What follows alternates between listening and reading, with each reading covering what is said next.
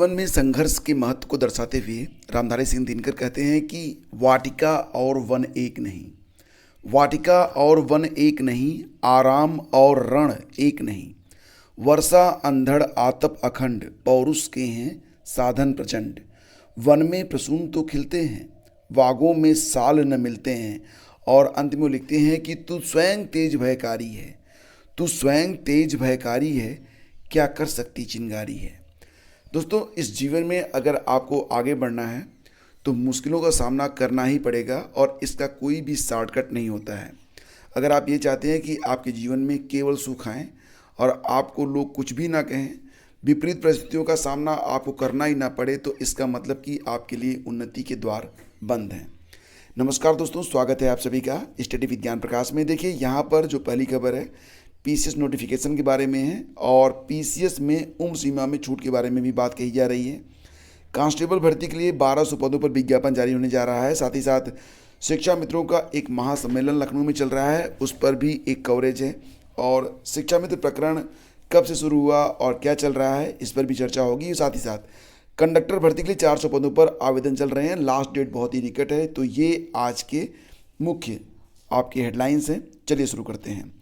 सबसे पहले friends, PCS 2023 का नोटिफिकेशन, जैसा कि आप लोग जानते हैं कि नोटिफिकेशन जारी करने के लिए फरवरी माह में ही नोटिस लगा दी गई थी आपके ऑफिशियल वेबसाइट पर और अब इसका विज्ञापन जारी होने जा रहा है और इसी सप्ताह कभी भी जारी हो सकता है। मुझे संभावना है कि आज या कल में ही ये नोटिस आपको देने को मिल सकती है। शॉर्ट नोटिस, देन आफ्टर इसकी डिटेल नोटिस।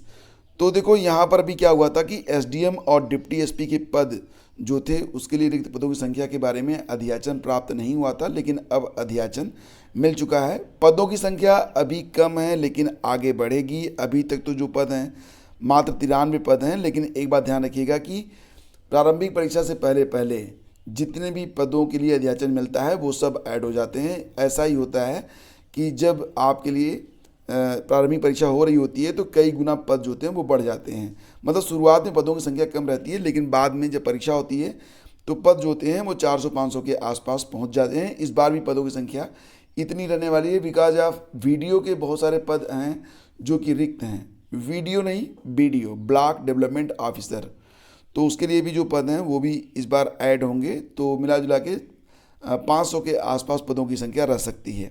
और वहीं पर कोविड के कारण परीक्षा देने से वंचित और ओवर एज हो चुके प्रतियोगी छात्रों ने पीसीएस 2023 में उम्र सीमा में छूट की मांग की है और इसके लिए सोमवार को उन्होंने यूपीपीएससी पर अपना प्रदर्शन भी किया है और ज्ञापन देकर मांग किया कि 2020-2021 में जिनकी उम्र अधिक हो गई है उन सभी को पीसीएस 2023 में सम्मिलित होने के लिए अतिरिक्त अवसर प्रदान किए जाने चाहिए। और यहाँ पर दावा किया गया कि अधिकांश राज्यों में मध्य प्रदेश, असम, उत्तराखंड, महाराष्ट्र, नागालैंड, राजस्थान और झारखंड आदि के आयोगों ने छूट दी है, तो यहाँ पर भी छूट मिलनी चाहिए। एनीवे, आगे बढ़ते हैं और देखो अगली खबर है, कांस्टेबल के 1145 पदों पर भर्ती जल्द होगी। तो उत्तर प्रदेश विशेष सुरक्षा बल यानी कि यूपीएसएसएफ में कांस्टेबल के 1145 पदों पर जल्दी सीधी भर्ती होगी। इसके लिए डीजीपी मुख्यालय की तरफ से उत्तर प्रदेश पुलिस भर्ती और प्रोन्नति बोर्ड पीआरपीबी को प्रस्ताव भेजा जा रहा है और राज्य सरकार ने यूपीएसएसएफ में अलग अलग रैंक के कुल 5124 पद सृजित किए थे। इनमें मुख्यालय के लिए 87 और 5 कंपनियों के लिए 5037 पद शामिल हैं। तो बहुत जल्द आपको यहाँ पर भी एक विज्ञप्ति देखने को मिल जाएगी। आगे बढ़ते हैं, आपको बताना चाहेंगे कि शिक्षा मित्र प्रकरण क्या है और शिक्षा मित्रों का एक महासम्मेलन वर्तमान समय में चल रहा है लखनऊ में, जहां पर पूरे प्रदेश के जो शिक्षा मित्र हैं वो पहुंचे हुए हैं और बेसिक रूप से वो मानदेय बढ़ाने की बात कर रहे हैं और ये भी है कि मात्र 10,000 रुपये में उनका गुजारा नहीं हो पा रहा है। अपनी तमाम समस्याओं से अवगत कराने के लिए शिक्षा मित्र वर्तमान में लखनऊ में हैं। पूरा विवाद आपको पता ही होगा, मैं एक बार फिर से आपको बताता हूँ कि 26 मई 1999 को संविदा के आधार पर शिक्षा मित्रों की नियुक्ति की गई थी। लगातार नौकरी करने के बाद शिक्षा मित्रों ने अस्थायी करने की मांग शुरू कर दी। तो जून 2013 में 1,72,000 शिक्षा मित्रों को सहायक शिक्षक के तौर पर समायोजित करने का अखिलेश सरकार ने निर्णय लिया। सरकार के इस फैसले को पहले से कार्यरत और टेट पास शिक्षकों ने हाई कोर्ट में चुनौती दी और ये जो अभ्यर्थी थे वो बीएड के थे, क्योंकि में जो बीएड के लिए कोई भर्ती उसमें आ नहीं रही थी और जो शिक्षा मित्र थे उनको सहायक अध्यापक बनाया जा रहा था। तो यहाँ पर मामला जो था वो अपने अपने लिए एक अस्तित्व का था। तो दोनों ही टीमों ने एक दूसरे के साथ खूब संघर्ष किया और ये संघर्ष अभी भी बना हुआ है। तो वेतनमान भी सहायक अध्यापक की तरह 30,000 45,000 तक हो गया था। इसी बीच सुप्रीम कोर्ट ने याचिकाएं खारिज कर दी और 2017 में सरकार ने सुप्रीम कोर्ट का हवाला देते हुए उन सभी सहायक अध्यापकों को दोबारा से शिक्षा मित्र बना दिया था और इनका वेतनमान फिर जो है सरकार ने 10,000 रुपये मानदेय पर रख दिया। तब से लेकर अलग अलग मोर्चों पर दोनों ही मतलब बीएड और शिक्षा मित्र जो होते हैं वो आमने सामने रहते हैं। बेसिकली मामला जो है बेरोज़गारी का है। दोनों ही चाहते हैं कि उनको रोज़गार मिले और कहीं ना कहीं अगर आप देखेंगे तो रिक्त पद होते हुए भी शिक्षा मतलब अध्यापकों की भर्ती न होना और बहुत अधिक मात्रा में जो बीएड में सीटें हैं, आपको पता ही है कि लगभग 2,40,000 के आसपास सीटें होती हैं और टीटी में भी बहुत सारे अभ्यर्थी जो थे पास आउट होते हैं, लेकिन रोज़गार न मिलने के कारण ये लड़ाई चल रही है। सरकार इस मामले में क्या कर सकती है? सरकार शिक्षा मित्रों के मामले में जो एक काम कर सकती है वह है उनके मानदेय पर फैसला। अभी मिल रहे 10,000 मानदेय को 15 या 20,000 करके शिक्षा मित्रों की आर्थिक समस्या को थोड़ी सी कम की जा सकती है। चूँकि शिक्षा मित्रों का समायोजन सुप्रीम कोर्ट ने अवैध बताते हुए रद्द किया था, इसलिए सरकार इनकी दोबारा अस्थायी नियुक्ति से बच रही है। मतलब अब जो कुछ होगा इनके शिक्षा मित्र के नाम पर ही होगा। इनको अध्यापक तो नहीं बनाया जा सकेगा, लेकिन इनके जो मानदेय हैं उनको बढ़ाए जा सकते हैं सरकार के द्वारा।